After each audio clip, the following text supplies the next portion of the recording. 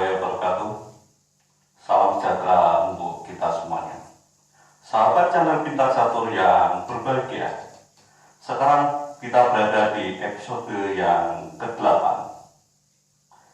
Di episode yang ke-8 ini kita masih melanjutkan bahasan di episode yang ke-7, yaitu bagaimana cara memilih pembukaan dan pertahanan catur yang terbaik.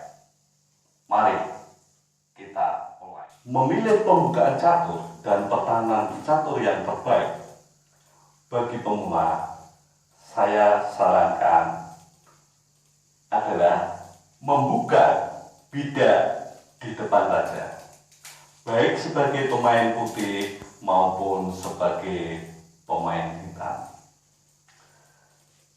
Langkah pertama putih, saya sarankan E2, E4. Kemudian hitam E7, E5. Mengapa saya sarankan bidak di depan raja? Karena dengan kita membuka bidak di depan raja, memungkinkan kita rokade lebih cepat. Nah,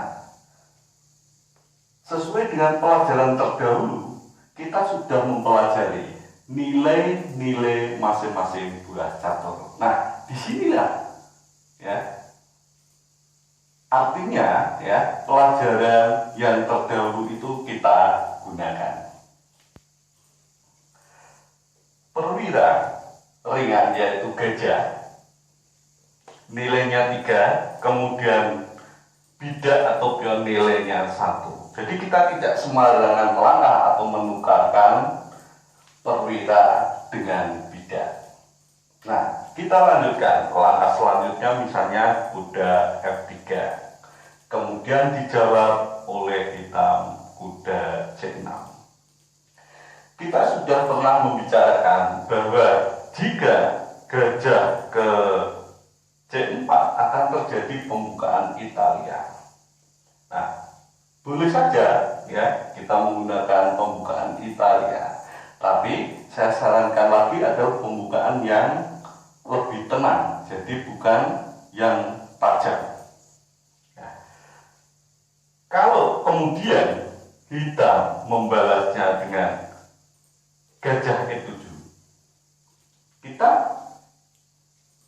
jangan memukul pion di F7 karena bidak ini nilainya 1, ya, gajah nilainya 3. Jadi kita tidak boleh sembarangan menukar buah. Jadi kita harus ya menghitung untung ruginya. Karena di akhir permainan nanti ya akan merugikan kita.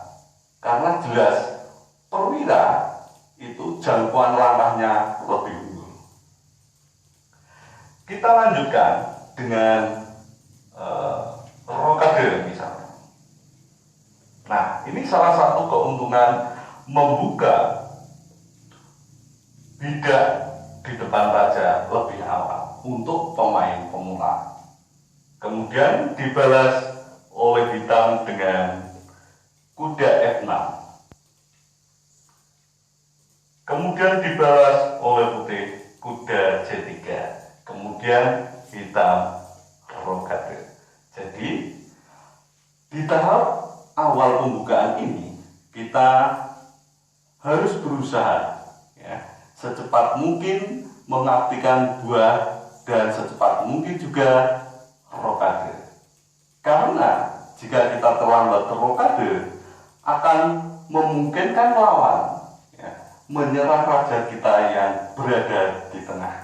Dan artinya raja yang di depan atau di tengah, masih di tengah atau di tempatnya semula itu mudah diserang. Nah, sekarang setelah hitam rokade, misalnya putih melangkah ke benteng E1, terus dijawab oleh hitam bidak D6. Kemudian dibalas oleh putih Nah, ini adalah salah satu contoh pembukaan ya yang diawali dengan permainan yang atau langkah-langkah yang tenang, tidak keras, artinya tidak tajam. Nah, untuk pemain pemula ini sangat menguntungkan karena bisa lebih berhati-hati dan bisa memikirkan tujuan atau langkah selanjutnya. Nah, saya kasih contoh langkah yang tergesa-gesa ingin menyerang dan cepat selesai memenangkan pertandingan yang justru akhirnya menjadi bumerang bagi kita. Nah, saya kasih contoh, misalnya kita sebagai pemegang buah putih, kita inginnya menang cepat, tapi yang terjadi adalah kebalikannya, dan kita justru sebagai pemain putih terdesak. Saya contohnya E2 E4, dijar oleh lawan E7 E5, kemudian menteri ke H5. Nah, kemudian dijawab oleh hitam kuda C6, kemudian dijawab oleh putih gajah C4. Nah, maksud dari putih adalah memukul bidak di F7 ini yang mengakibatkan hitam mat atau mati. Nah, jika hitam tidak tahu, ya memang bisa cepat ya, mati. Ini jika hitam tidak mengetahuinya.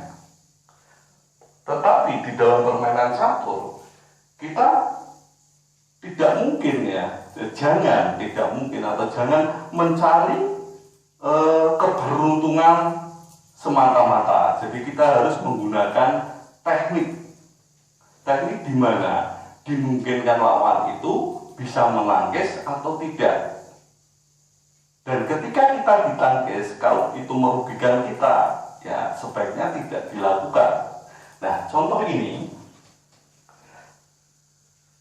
sekarang posisi dari hitam diancam. Jadi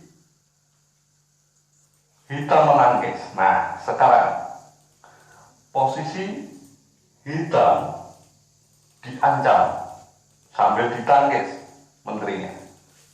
Kembali ke sini, masih berusaha mengancam lagi. Ditangkis lagi. Ditangkis oleh kuda di hadang. Putih masih berusaha lagi. Berharap hitam tidak tahu. Tapi kemudian hitam tahu melangkah. Nah, sekarang kita hitung langkah yang sudah dibuat putih. Ya, ada berapa kali hanya melangkahkan menteri saja? Ya. 1, 2, 3 hanya melangkahkan menteri saja di awal permainan, dan ini sangat merugikan. Nah, sekarang ketika ditangkis, hitam sudah tidak bisa lagi untuk memukul bidak di F7. Kalau putih masih berusaha lagi melangkah ke G5, maka akan ditangkis lagi.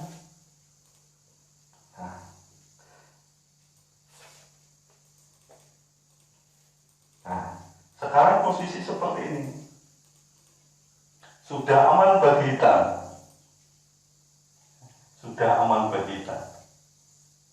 Nah, jadi bagi pemain pemula sebaiknya jangan tergesa-gesa untuk menang. Karena langkah-langkah yang tergesa-gesa akan mudah ditangkis dan justru akan menjadi bumerang atau serangan balik bagi kita. kita lanjutkan nanti di episode yang ke-9.